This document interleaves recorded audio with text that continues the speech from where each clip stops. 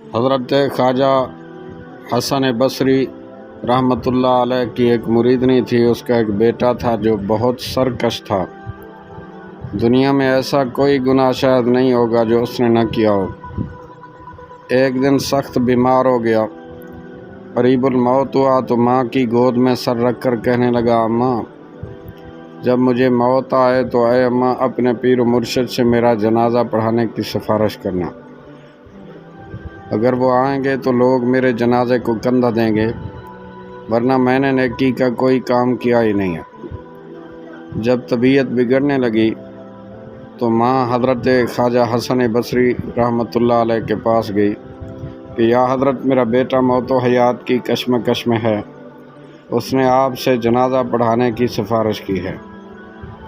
حضرت نے کہا کہ محترمہ آپ کے بیٹے کو میں نے کبھی سجدہ کرتے دیکھا ہی نہیں، میں کیسے اس کا جنازہ پڑھاؤں؟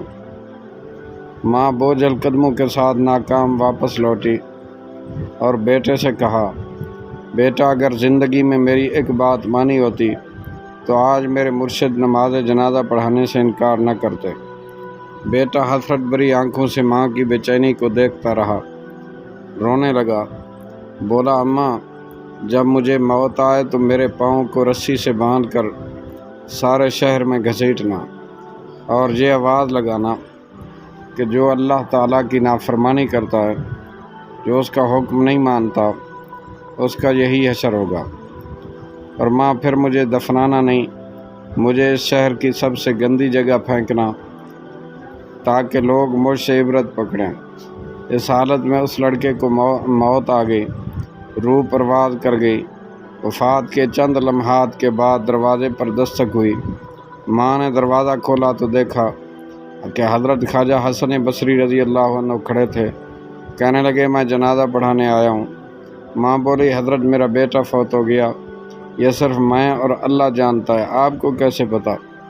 حضرت فرمانے لگے، جب آپ واپس ہوئیں میں قیلولہ کر رہا تھا، میری آنکھ لگی اور نیند میں مجھے آواز آئی کہ حسن بصری آپ نے اللہ کے ایک دوست کا جنازہ پڑھانے سے انکار کیسے کیا؟ اللہ اکبر۔ دوستو، معزز سامعین و ناظرین، خواتین و حضرات، یہاں ندامت کے دو آنسو گر جائیں، اللہ رب ذوالجلال اپنے فضل و کرم سے مغفرت کا فیصلہ فرما دیتا۔ بس اس کریم کے دروازے پر آؤ تو صحیح، ندامت کے آنسو بہاؤ تو صحیح، شرمندگی کا اظہار فرماؤ تو صحیح، اس کریم کو مناؤ تو صحیح، پھر دیکھو وہ پاک پروردگار کیسے آپ کے ساتھ صلح فرماتا ہے اور اپنے بندوں کی توبہ کو قبول فرماتا ہے۔